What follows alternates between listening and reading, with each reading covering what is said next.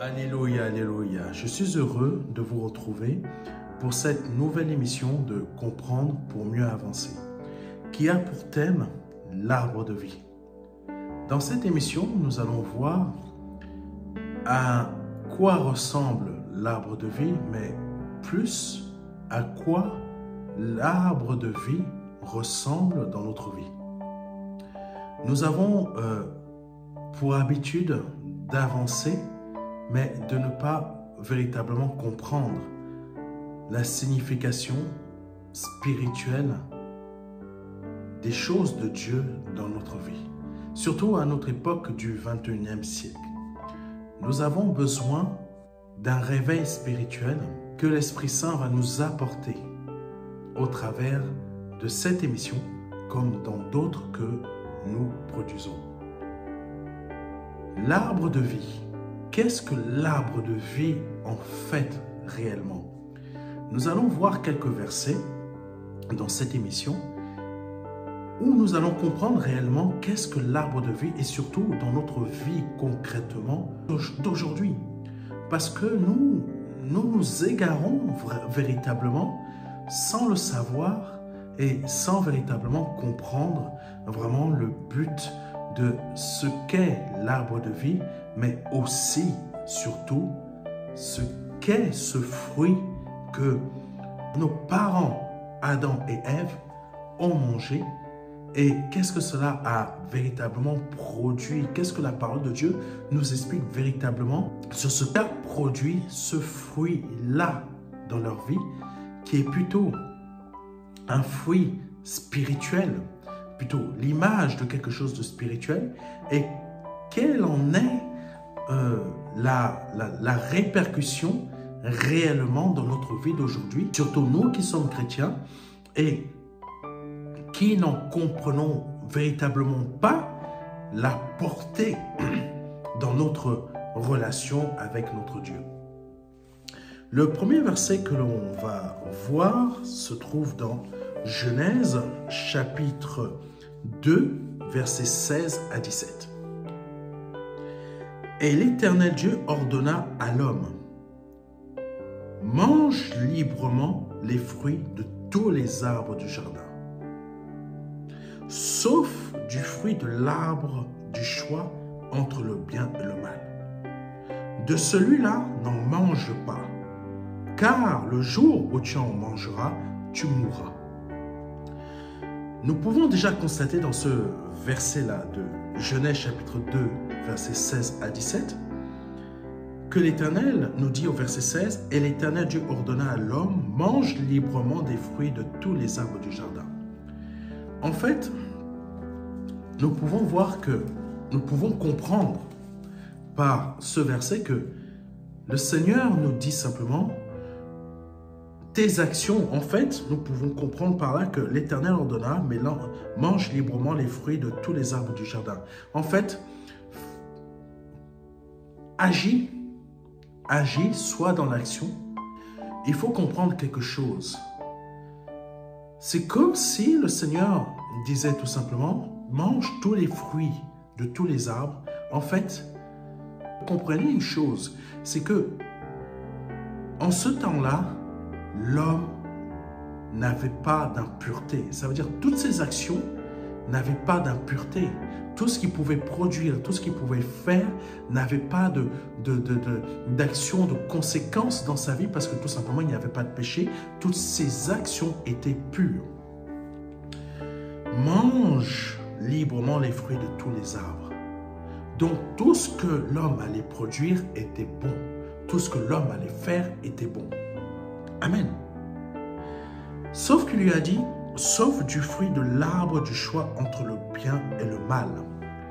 Cette version que je suis en train de lire n'utilise pas le terme de l'arbre de la vie, mais utilise simplement le terme l'arbre du choix entre le bien et le mal. Donc ça veut dire tout simplement tous les autres arbres, comme j'étais en train de le dire, ça parle de nos choix, de nos actions, de tout ce que nous pouvons faire. C'est pour cela que, en début d'émission, je vous ai dit que ce n'est pas véritablement, nous ne comprenons pas véritablement le sens de certaines choses, de certaines paroles que nous pouvons lire. Nous pensons que c'est véritablement des arbres, mais en fait, Dieu nous parlait de nos actions. Tu peux produire toutes les autres actions que tu vas faire sont bonnes. Elles ne sont pas mauvaises puisqu'il n'y a pas d'impureté. Tout ce que tu pouvais faire était bon. Amen. Mais simplement, il y a un arbre dont tu ne dois pas manger les fruits. C'est l'arbre du choix du bien et du mal. Le Seigneur parlait tout simplement que il y a des actions que tu ne dois pas produire. Et là, je souhaite te parler et vous parler de la chose suivante. C'est que cette image de l'arbre-là concerne quelque chose qui s'appelle la sagesse. Amen. La sagesse. Cette sagesse-là, ça veut dire quoi? Ça veut dire tout simplement que si tu manges de cet arbre-là, tu vas briser la sagesse de Dieu en toi.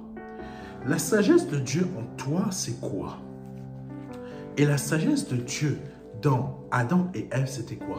C'était tout simplement que la sagesse de Dieu nous apporte instruction, connaissance, discernement dans toutes sortes de choses. Est-ce que... J'espère que je me fais comprendre. Parce que tout simplement, cet arbre-là du choix brisait la sagesse de Dieu en Adam et Ève. Nous pouvons comprendre la chose suivante, c'est que ce n'était pas véritablement un arbre, mais c'était quelque chose qui était à la fois comme Adam et Ève, à la fois visible, mais à la fois invisible. Qu'est-ce que je veux dire par là? À la fois dans Ève et Adam, il y avait Dieu dans sa plénitude, et il y avait la sagesse, la pureté, tout ce qui était de Dieu en eux. Et ils pouvaient faire autant de choses comme Dieu le faisait. C'est-à-dire que Dieu leur a donné un royaume dans lequel ils devaient dominer et créer et développer. C'est de ça dont je vous parlais tout à l'heure, les manger de tous les autres fruits des arbres. Ça veut dire tout simplement, développez-vous. Il faut conquérir le monde que je vous ai donné. Le monde que j'ai créé pour vous, il faut le conquérir, il faut le développer et il faut y dominer. Amen. C'est ça. Parce que comprenez, il faut comprendre une chose, c'est que quand Dieu parle de manger tous les autres fruits, en fait, c'est tout simplement, Dieu nous demande d'aller nous nourrir de toutes les choses qu'il a, nourrir spirituellement, hein, nourrir, en fait, découvrir. Va découvrir tout ce que j'ai créé pour toi dans ce monde et domine dessus. Va découvrir, va faire ton expansion. Quelqu'un me comprend? En fait, dans notre vie d'aujourd'hui, qu'est-ce que nous devons comprendre à partir de cela? Nous devons comprendre que la sagesse qui a été brisée, c'est l'image d'un fruit que Adam et Ève ont été comment dire ça? En gros, ils ont été trompés. Trompés par le diable qui est un esprit rusé. Et comment il a agi? Il a agi dans le sens où la pensée de l'homme, donc de Ève, il l'a perverti. Je vous donne l'image que l'Esprit Saint me met à l'esprit. Prenez l'image d'une pomme, vous mettez un verre, vous posez un verre sur la pomme. Le verre, qu'est-ce qu'il va faire? Il va manger petit à petit cette pomme et creuser un trou à l'intérieur. Ça veut dire que Satan, qui est un serpent, a agi de la même manière, mais en fait, dans la conscience de Ève et Adam. Parce qu'en fait, il faut comprendre une chose. Tu as une conscience. Cette conscience est la partie visible de ton esprit. Parce qu'en fait, beaucoup de personnes n'arrivent pas à comprendre que notre conscience est la matérialisation, pas matérialisation, c'est pas le bon mot, mais est la partie invisible de notre être, mais nous en sommes, c'est notre esprit. Parce que la conscience n'est pas quelque chose qu'on peut toucher. Je pense, je réfléchis, c'est ma conscience. Mais mon corps réagit selon ma pensée, selon ce que j'ai projeté là-dedans. Les neurones ne sont que la partie matérielle de l'être humain qui va transformer ces informations qui proviennent de ma conscience pour que cette partie humaine, quand je bouge mes doigts, c'est parce qu'automatiquement, je veux vous montrer que je bouge. Mais pourquoi mon corps bouge comme ça? Parce que tout simplement, ma conscience, mon esprit est en train de dire à mon corps, je veux que tu bouges tes doigts. Amen. Quelqu'un me comprend? Donc, en faisant cela, ma conscience, qui est mon esprit, qui est la partie de mon esprit, est en train d'interagir avec mon corps. En fait, tu n'es pas un corps, mais tu es un esprit. Est-ce que tu comprends? J'espère que vous comprenez ce que je suis en train de dire. Mais en fait, qu'est-ce qui s'est produit? Quand l'homme, Adam et Ève, ont décidé de manger le fruit du choix du bien et du mal, ce n'est pas qu'ils ont mangé un fruit, c'est tout simplement que leur esprit a mangé comment vous expliquer? En gros, le Seigneur disait que j'ai une nourriture à manger que vous ne connaissez pas. Ça veut dire que Adam et Ève ont forcément mangé quelque chose de spirituel qui était contraire à ce que le Père leur avait demandé de faire. Manger de tous les arbres, tous les fruits des arbres sur cette terre, ça veut dire aller conquérir, aller créer. Il faut une expansion de ce que vous êtes dans ce monde, aller découvrir, aller vous nourrir de ce que j'ai tout créé. Parce qu'en fait, il faut savoir que toute cette partie, toute la création de Dieu, qu'elle soit spirituelle ou matérielle, Dieu est dedans.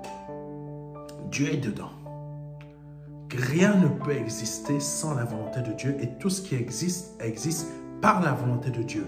Donc Dieu leur a dit, allez me découvrir, allez vous nourrir de moi au travers de tout ce monde que j'ai créé pour vous, afin que vous puissiez vraiment être comme moi je suis. Amen. Et Adam et Ève ont commis une action, ont mangé quelque chose de spirituel, c'est-à-dire qu'ils ont consommé une action, ils ont créé une action, plutôt ils ont consommé une action qui a créé le désordre dans ce monde et qui a produit quelque chose dans leur...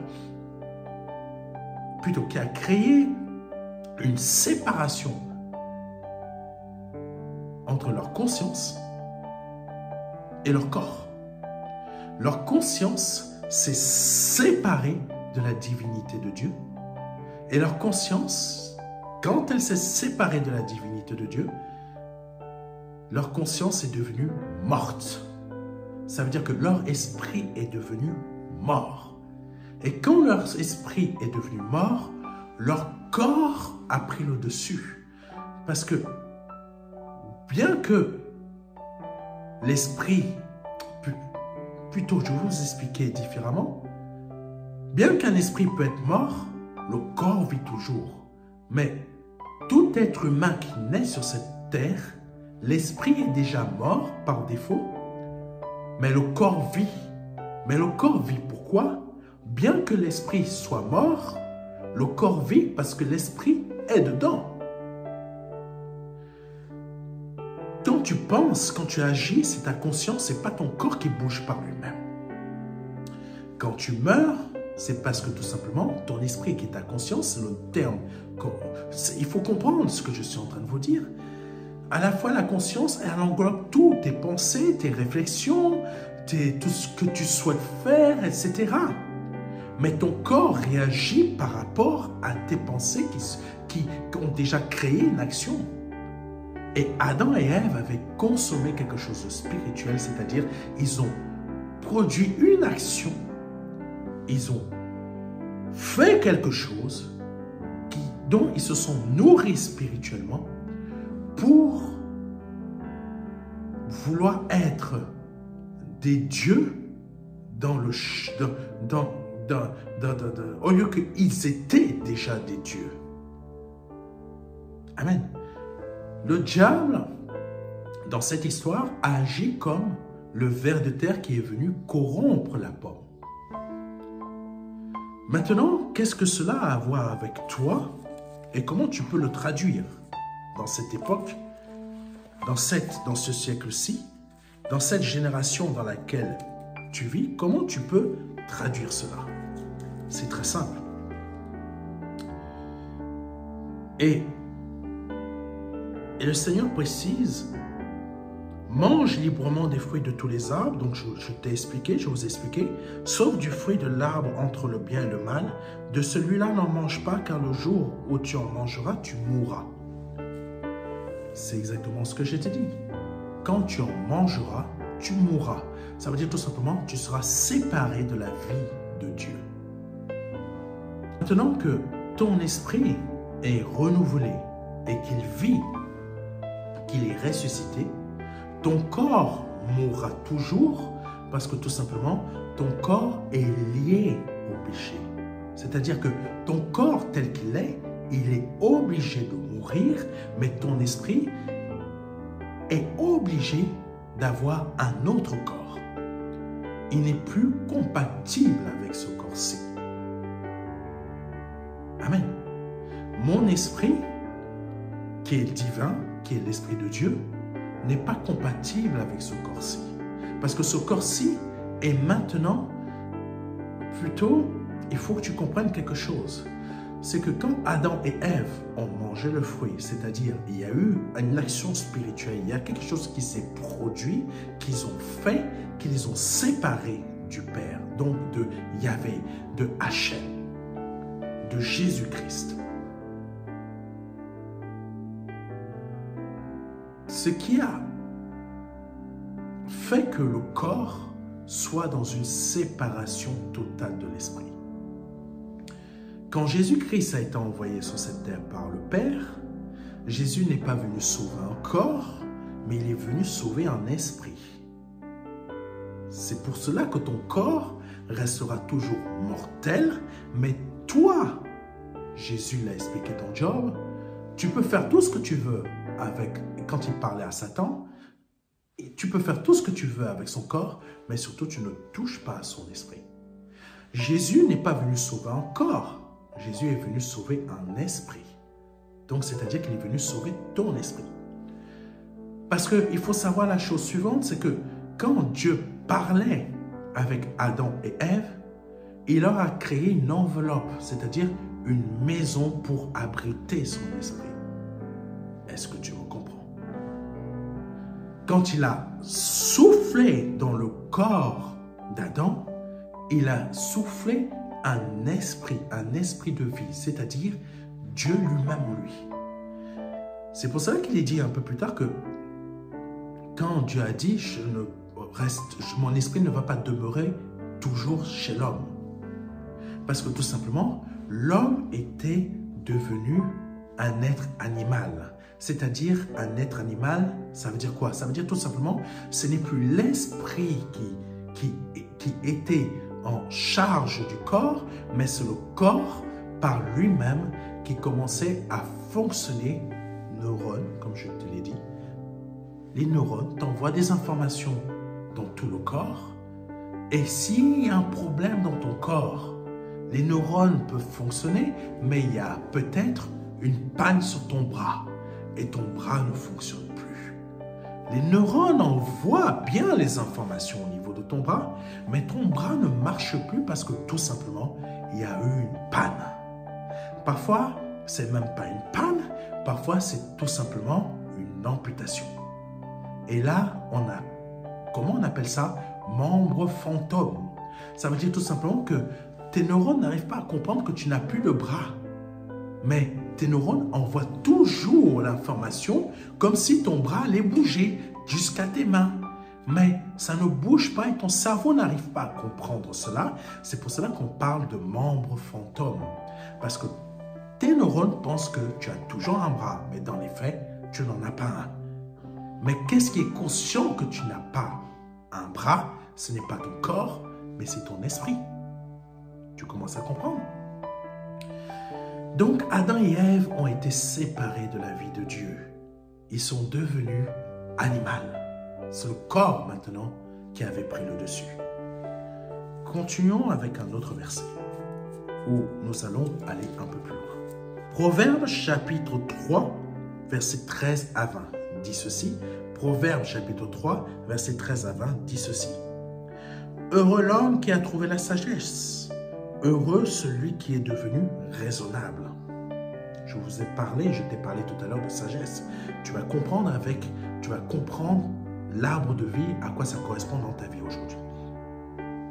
Heureux, donc je reprends, heureux l'homme qui a trouvé la sagesse, heureux celui qui est devenu raisonnable. Acquérir la sagesse vaut mieux que gagner beaucoup d'argent. Les avantages qu'elle donne sont plus précieux que l'or le plus fin. Amen. Elle a plus de prix que les perles et aucun trésor que tu pourrais désirer n'égale sa valeur. Est-ce que tu comprends? Continuons. La sagesse t'offre dans sa main droite une longue vie. Tu commences à comprendre? La sagesse t'offre dans sa main droite une longue vie. Commence, retiens cela, parce que nous allons continuer d'avancer et tu vas comprendre ce que c'est que la sagesse. Pourquoi je t'ai parlé de la sagesse tout au début. Et dans sa main gauche, la richesse et la considération. La richesse et la considération. Alléluia. Les voies dans lesquelles elle conduit sont agréables. Tous les chemins convergent vers le bonheur. La sagesse, écoute bien maintenant, verset 18, la sagesse est un arbre de vie. Pour ceux qui s'attachent à elle et ceux qui savent la garder sont heureux. Ceux qui s'attachent à elle, et ceux qui savent la garder sont heureux. Petite parenthèse au verset 18. Donc, nous pouvons déjà comprendre, en fait, ce que c'est que l'arbre de vie. L'arbre de vie, en fait, c'était simplement la sagesse de ceux qui s'attachent à elle. En fait, Adam et Ève, leur arbre de vie était la parole. Ils se nourrissaient de la parole, leur nourriture était la parole, et cette parole leur avait indiqué, voici, prenez tout.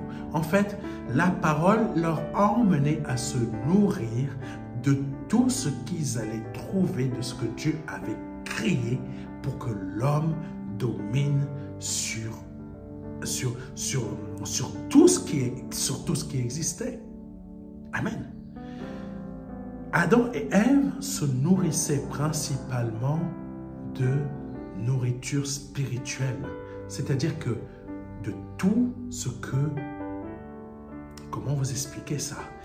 Il y avait une sorte de communion, de relation avec Dieu, comme s'il y avait un lien ou un fil ou un cordon ombilical, pardonnez-moi, j'ai complètement écorché son nom, mais qui nourrissait spirituellement, en fait, c'était l'Esprit de Dieu qui était en eux et qui prenait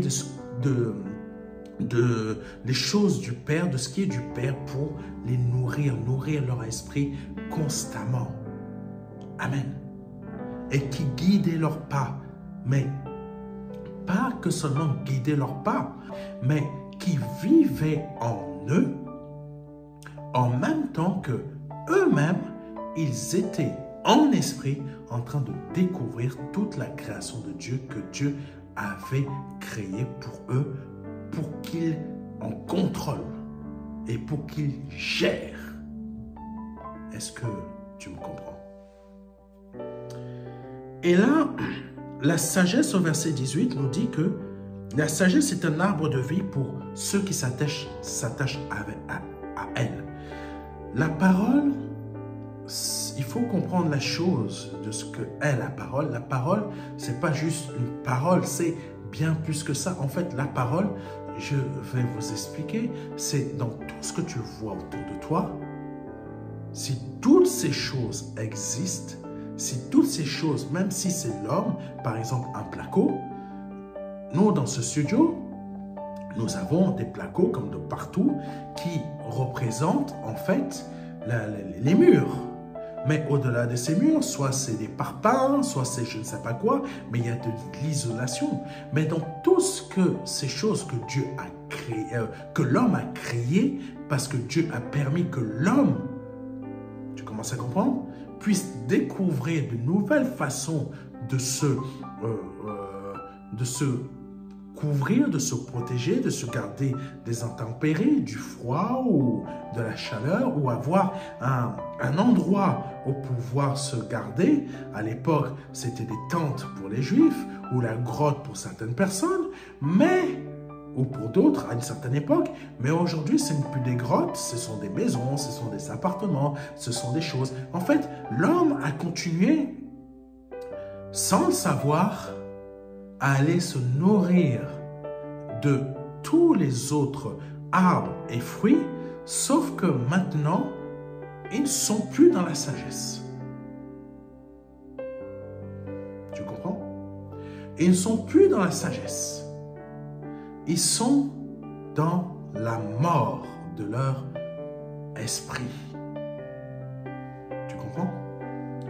Et là, au verset 18, on continue, il est dit, « Et ceux qui savent la garder sont heureux. » Ça veut dire tout simplement que si Adam et Ève se nourrissaient de tout ce qui était de Dieu aux alentours, la fleur qui est autour, les différentes fleurs ou je ne sais pas quoi d'autre, ou les différentes verdures, ou je ne sais pas quoi, les fleuves, etc., les différents animaux étaient nourris, étaient la représentation de tout ce qui est aussi la parole de Dieu. Parce que la parole de Dieu n'est pas que, je vais choquer beaucoup de personnes, la parole de Dieu n'est pas que dans la Bible.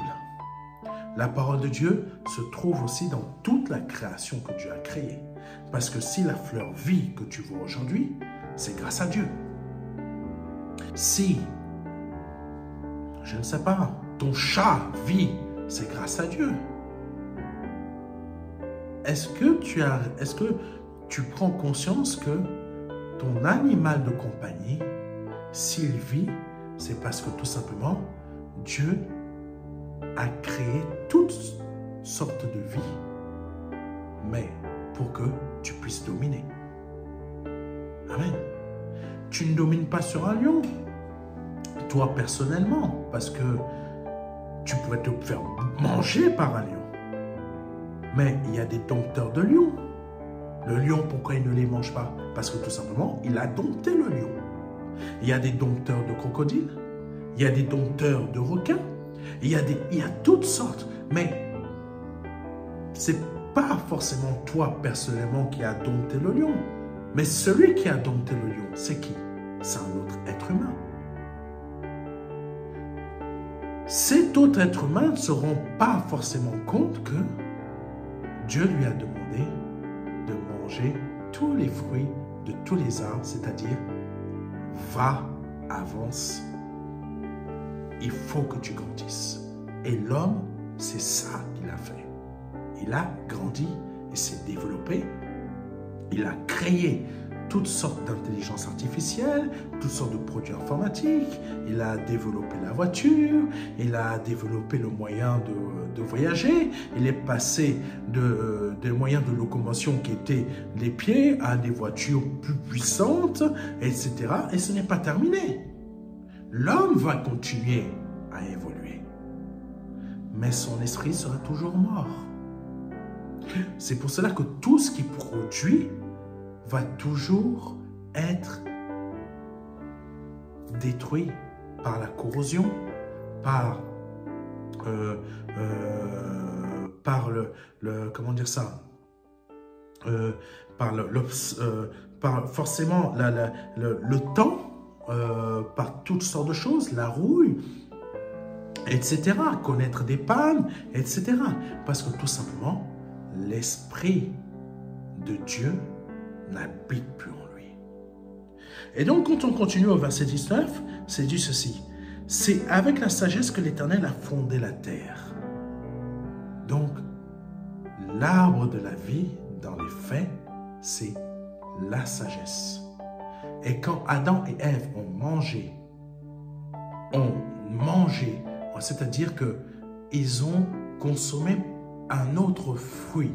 Ça veut dire qu'ils consommaient, ils ont le fruit de la sagesse qui est en eux, ils ont consommé un autre fruit, mais qui est tout aussi spirituel que matériel. C'est-à-dire, ils ont dû, imaginons, la parole de Dieu nous donne une indication, c'est par des témoignages ou par la parole que naît la foi. Donc, ils ont forcément écouté une autre parole qui a créé le péché en eux. En fait, ils se sont nourris d'une autre indication qui a créé la destruction de leur vie, la mort.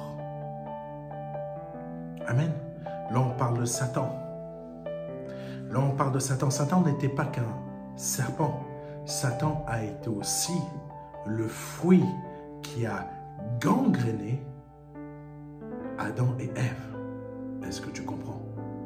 Satan, qui est un esprit, qui est aussi une force dans la pensée, je ne sais pas comment vous expliquer, mais qui est aussi une pensée, a gangréné Ève, qui elle-même a convaincu Adam de se nourrir de ce que Satan leur avait apporté. Est-ce que vous comprenez ce que je veux dire? Je sais que je vais très loin, mais c'est pour vous aider à comprendre. Verset 19, c'est avec la sagesse que l'Éternel a fondé la terre, et avec l'intelligence qu'il a disposé le ciel. Amen. Et avec l'intelligence qu'il a disposé le ciel. Par sa science, il a fait jaillir l'eau des sources et ordonné aux nuages de répandre la rosée.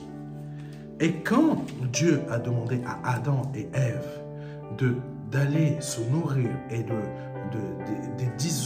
des différents autres fruits et arbres, en fait, l'homme devait faire la même chose, mais dans ce monde matériel. C'est-à-dire quoi? Avec l'intelligence, ils devaient créer leur habitation. Amen.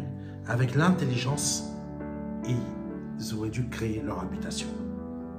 Avec la science, ils auraient dû agir pour savoir comment prendre l'eau, faire en sorte de, je ne sais pas, de douche ou de je ne sais pas quoi, des choses de l'époque. Et avec la science de Dieu, ils auraient créé toutes sortes de moyens de pouvoir développer leur nourriture, développer leurs biens. En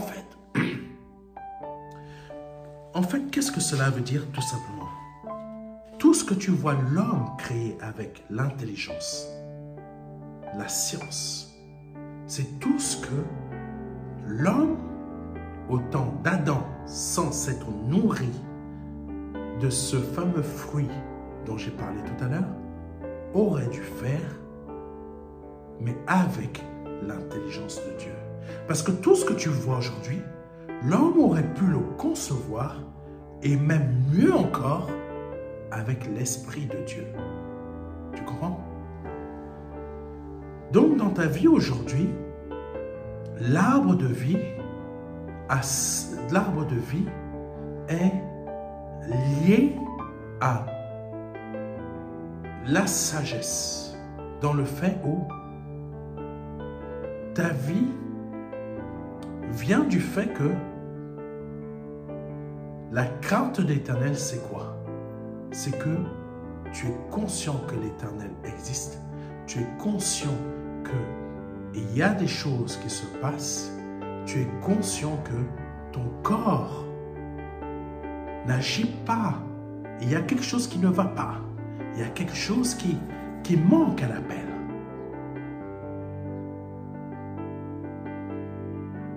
C'est-à-dire que ton corps tel qu'il est, aujourd'hui, bien que tu sois chrétien ou né nouveau, comme tu le souhaites, ton corps est mort.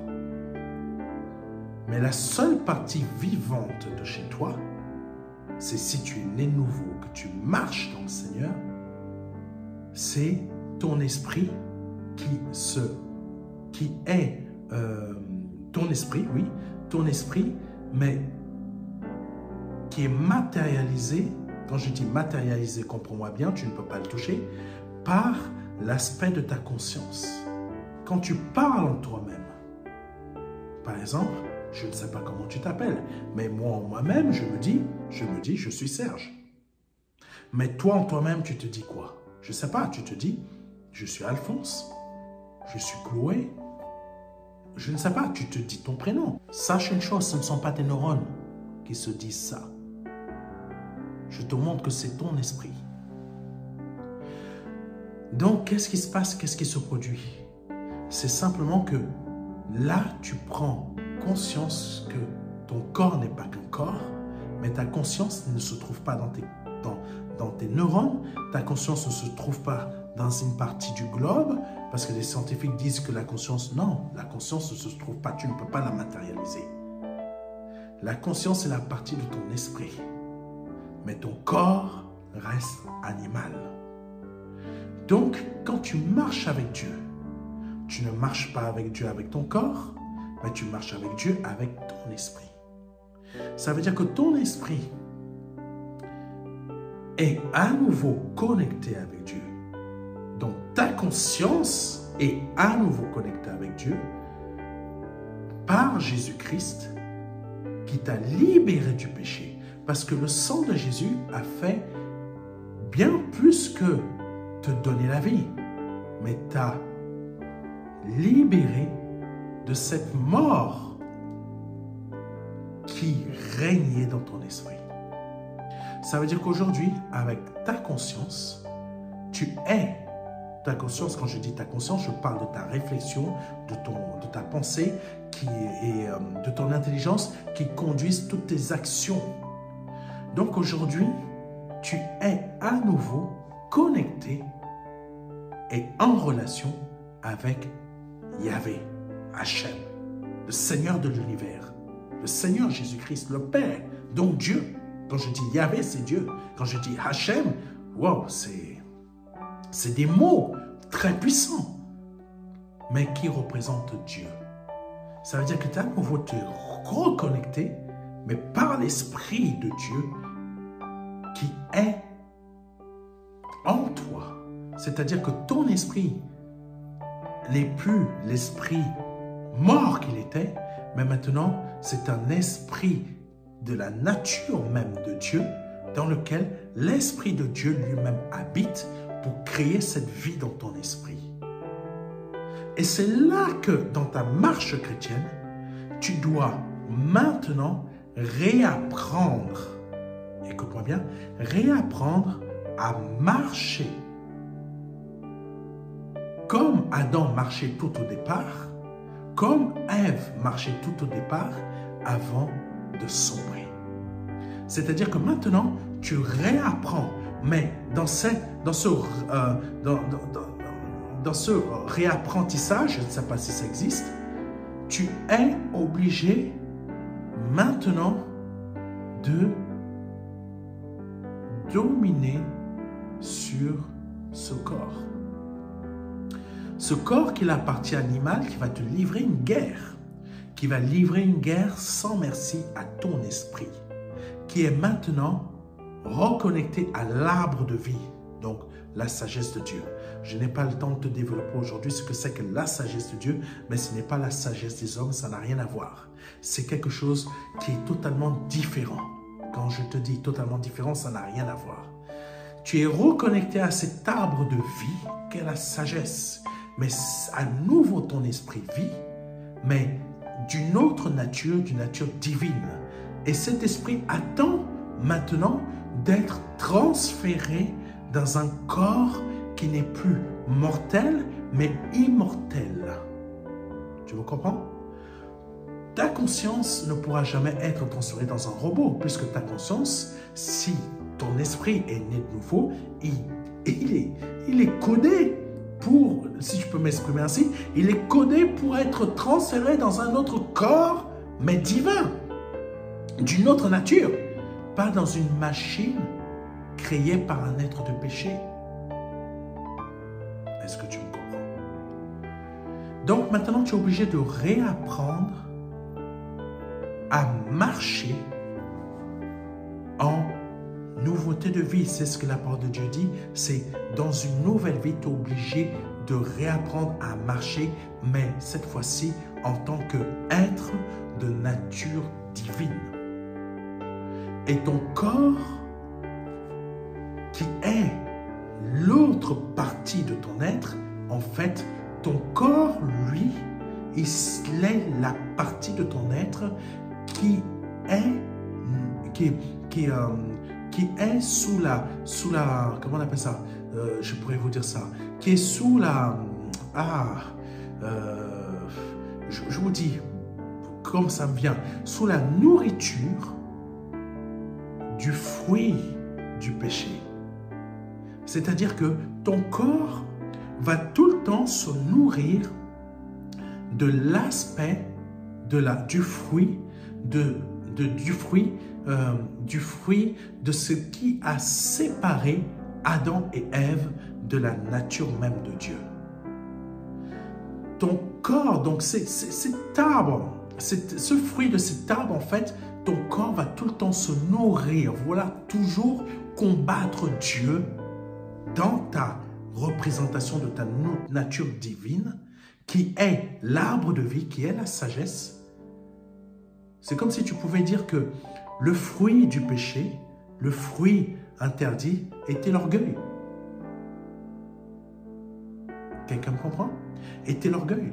Ton corps va tout le temps se nourrir de ce fruit-là, tandis que ta nature divine maintenant, que tu es, se nourrit de la sagesse de Dieu.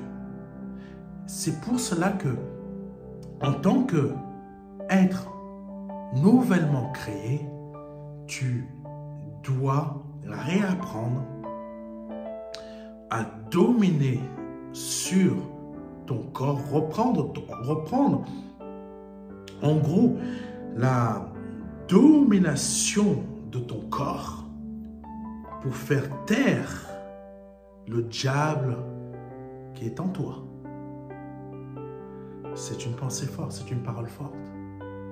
Pas le diable qui est dans ton esprit, parce qu'il n'existe pas dans ton esprit, mais la nature du diable qui habite ton corps. Quelle est la nature du diable qui habite ton corps? Si je ne parle pas de possession, je parle du fait que tu reprends le contrôle de ton corps tout entièrement pour annihiler l'orgueil. Amen. Annihiler l'orgueil. C'est pour cela que le Seigneur est en train de parler du fait que les pharisiens avaient comme père Satan. Parce que les pharisiens se nourrissaient du fruit interdit. Et continuellement. C'est-à-dire que même quand on est né de nouveau, c'est pour ça que l'apôtre Paul disait que qui va me délivrer de ce corps de péché? Parce que tout simplement, le corps continuellement se nourrit. à chaque corps qui naît dans ce monde, dans ce nouveau siècle, se nourrit continuellement du fruit interdit, c'est-à-dire de l'orgueil. L'orgueil. Amen. Et cet orgueil nous emmène dans beaucoup de choses qu'on ne devrait pas faire. Et quand il y a de nouveau l'arbre de vie en toi, si je parle de la sagesse de Dieu, tu es cette nature divine qui doit être continuellement en contact avec le Père. C'est pour cela qu'il faut se nourrir de sa parole. Il faut comprendre la nature de Dieu qui est en toi, mais surtout aussi te nourrir dans la prière, dans la relation, la communion avec Dieu qui va t'amener à comprendre beaucoup plus de choses. Parce que quand tu lis aussi la parole, tu te nourris. Mais tu vas encore beaucoup plus loin quand tu développes une relation personnelle avec Dieu. C'est-à-dire que tu marches à nouveau avec Dieu comme Adam et Ève marchaient avant de connaître le péché. Est-ce que tu comprends? Donc, dans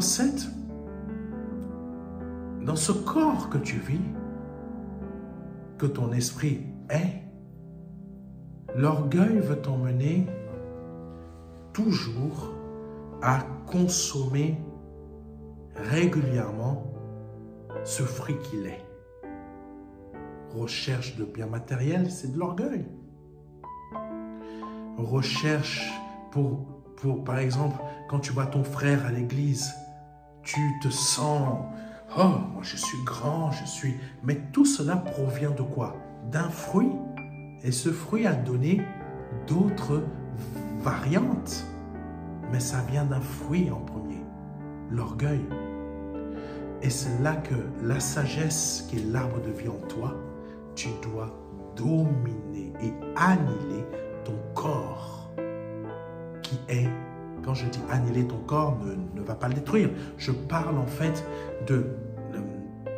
du fruit qui provient du diable pour qu'il n'existe plus de pensées qui nourrissent ton corps, dans le sens où tu dois chercher toutes sortes de choses comme si ta vie en dépendait. Ta vie dépend de la nature qu'est Jésus-Christ. Ta vie ne dépend pas des biens matériels, des choses, je ne sais pas quoi, de ton niveau social, etc. Ta vie dépend de la nature de Christ en toi.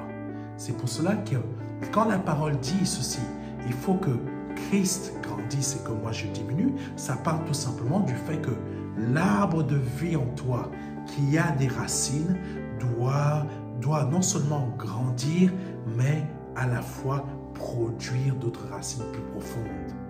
Sauf que cet arbre de vie, quand Dieu parle de l'arbre de vie, ne parle pas de l'arbre dans Genèse. Tu comprends bien? Parce que dans la version que nous avons lue, ça parle de l'arbre du choix du bien et du mal. Ce n'est pas l'arbre de vie, ça. Ça, c'est l'arbre de l'orgueil, qui produit des fruits d'orgueil.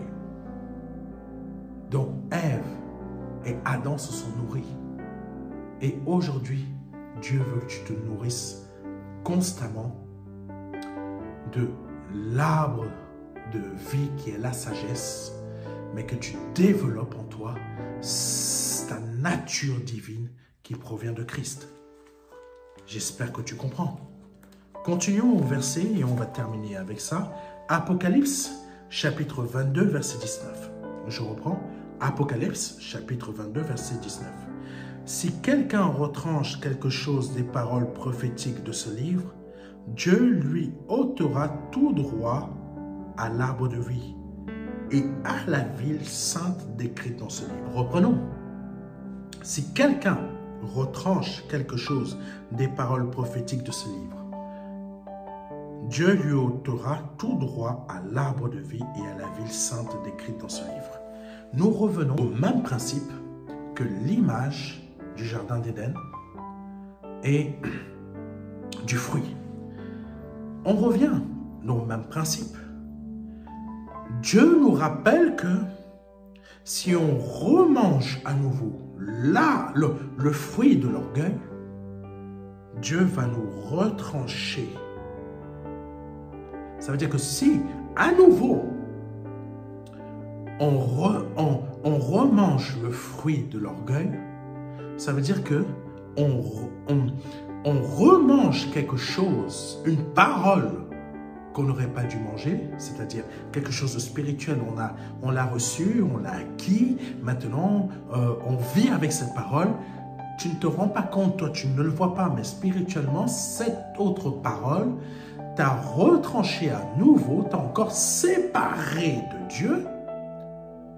Ne prends pas ça de la manière comme si c'était physique. Allez, je vais retirer le chapitre 3 de Actes. Non, c'est pas ça. Tu as à nouveau, comprends bien, tu as à nouveau retranché, c'est-à-dire tu as repris, tu as remangé le fruit de l'orgueil. Dieu va te retrancher à nouveau, c'est-à-dire il va te recouper à nouveau. De quoi? De l'arbre de vie. Et la ville sainte, c'est à nouveau l'image du jardin d'Éden. Donc, quand tu es né de nouveau, sache une chose, le fruit défendu, c'est l'orgueil. Ne le remange pas à nouveau. Amen. C'est pour cela que le Seigneur Jésus-Christ a dit, tous ceux qui chercheront à plus les biens matériels ne pourront pas accéder au ciel. Parce qu'aujourd'hui, les biens matériels sont conduits par quoi? Par ton orgueil. L'orgueil de quoi? De ton corps. Mais ta nature divine doit annihiler l'orgueil qui habite dans ton corps pour que ton corps, bien que mortel, ne soit plus nourri par l'orgueil, mais soit nourri par ton esprit et redevienne une habitation temporaire de l'Esprit de Dieu, puisque tu es l'Esprit de Dieu maintenant, tu es la nature divine de Dieu, soit une habitation temporaire le temps que tu sois transféré dans ton nouveau corps. J'espère que par cette émission, tu as pu comprendre beaucoup de choses. Je sais que tu aurais voulu que j'aille encore plus loin. Mais je prie que vraiment l'Esprit de Dieu t'aide à comprendre et t'aide à développer ce qu'il te faut pour créer l'expansion de la nature même, la nature divine de Dieu que tu es, afin d'annihiler complètement le poison de ce fruit interdit dans ton corps, l'orgueil. Que Dieu te bénisse. C'était le pasteur Serge Aubin et à très bientôt pour un autre épisode.